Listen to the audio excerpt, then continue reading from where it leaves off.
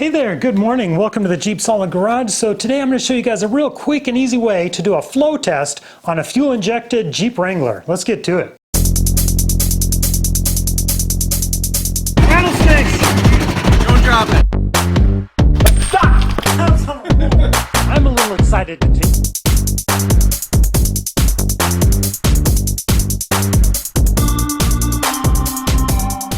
So we're going to be doing the flow test on this 1992 Jeep Wrangler YJ.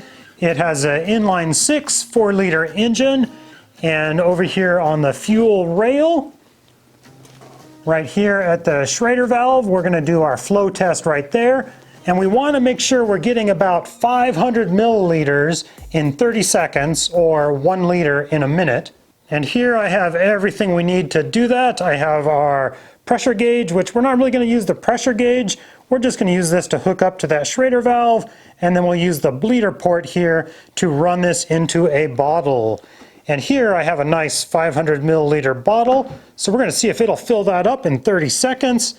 And my phone, where'd I put my phone? There it is. We're going to need some kind of timer to track the 30 seconds.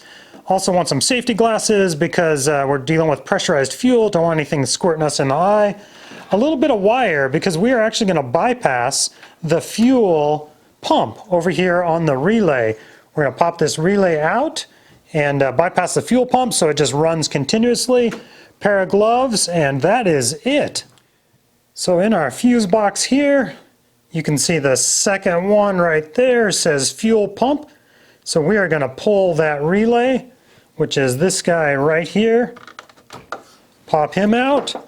And then to bypass this right here, this front port has 12 volts continuously, and the back one there is our ground.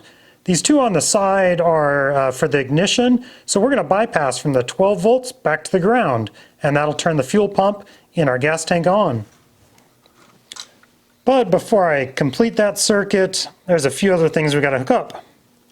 And along our fuel rail right here, here's that Schrader valve. We'll take the little cap off.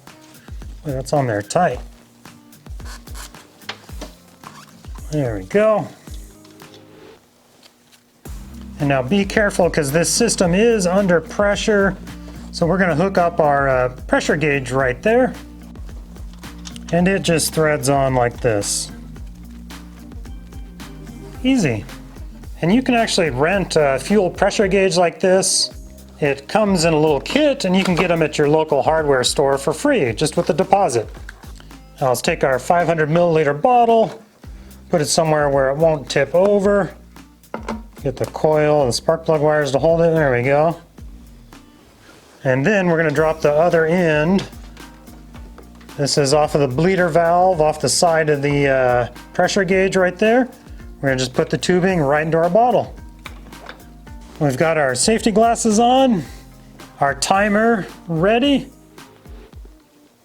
So what I'm going to do is I'm going to depress this little pressure relief valve right here. Don't fall over on me, bottle. That would be a mess. There we go.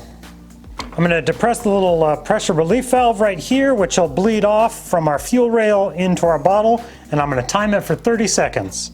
And like I said, in 30 seconds, it should just about fill that bottle. That's about 500 milliliters. So let's go ahead and turn the power on.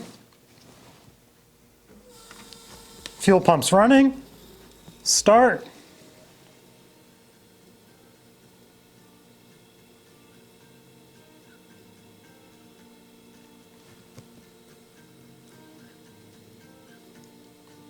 Boy, we're going to be actually faster than, I'm going to have to stop this. It's going to be faster than 30 seconds, which means we have no flow problem at all. There we go, that's enough. 25 seconds filled the bottle. So that tells me that my Jeep here, the fuel pump is working just fine. It's delivering plenty of fuel to the engine. So if you're having any bogging down or running slow, like your car's not getting enough fuel, this is an easy way to check to make sure you got plenty of flow. Thank you guys for watching and have a good day. Let's try a hat flip.